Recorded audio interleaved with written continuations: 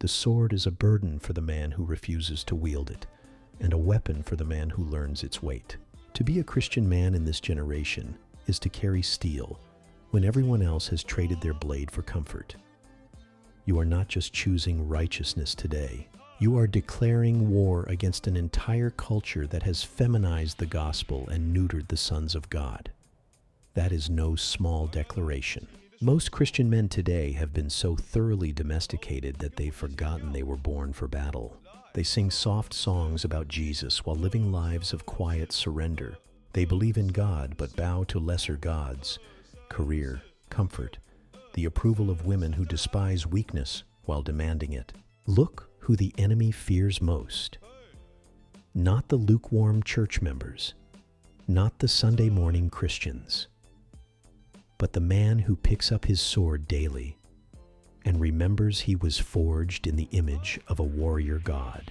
The moment you choose to live as a true son, hell puts a target on your back because the devil knows that one man fully surrendered to Christ can shake nations. The culture will call you toxic for having conviction, toxic for leading your home, toxic for refusing to apologize for the testosterone God put in your veins. Don't let that sow doubt in your spine. That's exactly what they called David when he ran toward Goliath, while grown men cowered. That's what they called Moses when he chose suffering with God's people over the treasures of Egypt. You were not created to be safe. You were created to be dangerous. Most men don't even realize they've been neutered. They think Christianity means becoming softer, weaker, more agreeable. But Christ didn't die on a cross so you could live like a sheep. He died so you could remember you're a lion. The gentleness he calls you to is not weakness, it's strength under control. The meekness he demands is not passivity.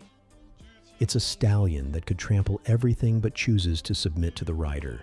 Be the man who speaks truth when others whisper lies, who stands when others kneel to culture, who protects the innocent, provides for the helpless, and prays with authority that makes demons flee. Your shoulders were built to carry weight, the weight of responsibility, leadership, and sacrifice that lesser men refuse to bear. God desires to place a sword in your hand, so give him hands steady enough to wield it without cutting yourself. At first the blade will feel foreign, but in time your grip will grow strong enough to swing it with precision. The world has convinced you that real men adapt to culture, but sons of God make culture adapt to them. When they mock you for reading your Bible, remember David wrote Psalms between battles.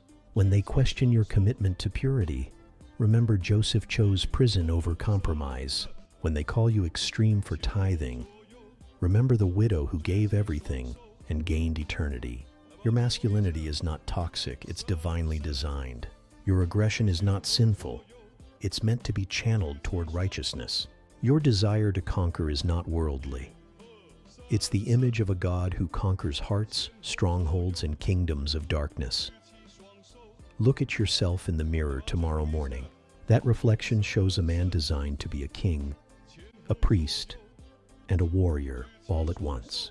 That alone means you've been given divine permission to stop living like a peasant. Your mind, your strength, your voice, your very presence.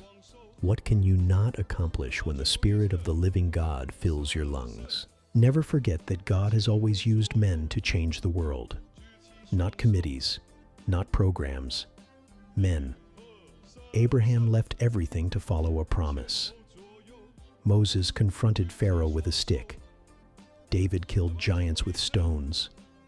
Paul planted churches in hostile territory. What excuse do you have?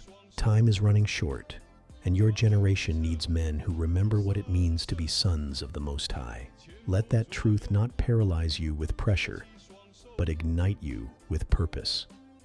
The sword is in your hand. The battlefield is before you. The king has given his orders. What are you waiting for?